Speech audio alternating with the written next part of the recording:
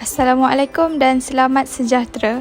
Saya Atirah binti Ahmad Shalabi memegang nombor matrik D202211102387 daripada kursus KKD 3023 Penyelewengan Sosial dan Delikuensi Remaja. Hari ini saya akan membentangkan tentang teori pelabelan. Sebelum saya menerangkan dengan lebih lanjut berkaitan teori pelabelan, saya akan menerangkan situasinya terlebih dahulu.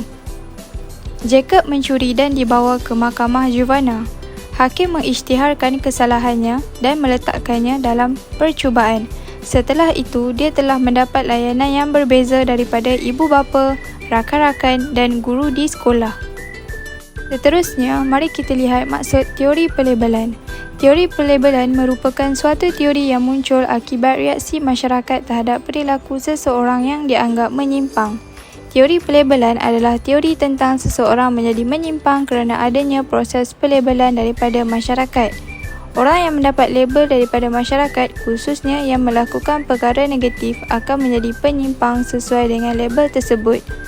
Untuk memahami sifat penyelewengan itu sendiri, kita mesti terlebih dahulu memahami mengapa seseorang itu dilabelkan dengan perbuatan menyimpang ataupun tidak.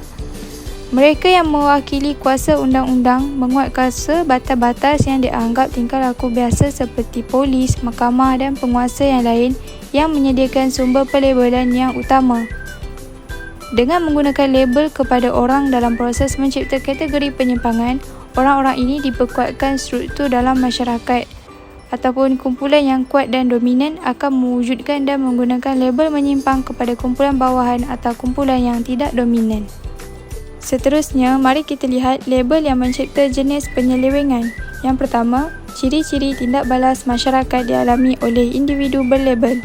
Yang kedua, akibat daripada label ini menyebabkan penyelewengan selanjutnya oleh individu tersebut. Label menghasilkan peranan sosial yang menyimpang dan memberi status sosial kepada orang yang menyimpang. Misalnya, label rasminya menandakan seseorang sebagai delikuen, homoseksual, penagih dadah, penjenayah, pelacur atau gila yang mempunyai akibat yang serius untuk sisihan selanjutnya. Kita lihat pula kuasa label. Sejauh manakah pelabelan memberi kesan kepada individu yang dilabel? Yang pertama, mempengaruhi kesihatan mental yang menyebabkan seseorang hilang kepercayaan diri, dipandang serong dan berfikiran negatif.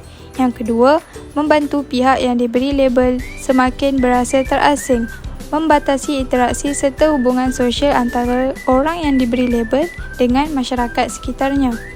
Yang ketiga, menyimpang secara terus-menerus kerana pihak diberi label negatif akan terus menyimpang. Yang keempat, mencipta stigma buruk kepada orang yang diberi label. Orang yang menyimpang akan menjadi penjahat atau penyimpang yang mungkin dianggap menjadi pelaku kerana tidak dipercayai oleh orang lain. Individu yang menyimpang kemudiannya mungkin menerima label yang telah diberikan dan melihat dirinya sebagai penyimpang dan bertindak berdasarkan label tersebut. Walaupun individu yang dilabel tidak melakukan tindakan menyimpang yang lebih jauh daripada yang menyebabkan mereka dilabel, tetapi disebabkan label itu, ia boleh menjadi kehidupan mereka lebih sukar dan memerlukan masa untuk berdamai dengan keadaan. Contohnya, kebiasaan sangat sukar untuk seorang penjenayah yang disabitkan kesalahan untuk mendapat kerja selepas mereka dibebaskan daripada penjara. Hal ini demikian kerana mereka telah dilabel sebagai bekas penjahat atau banduan.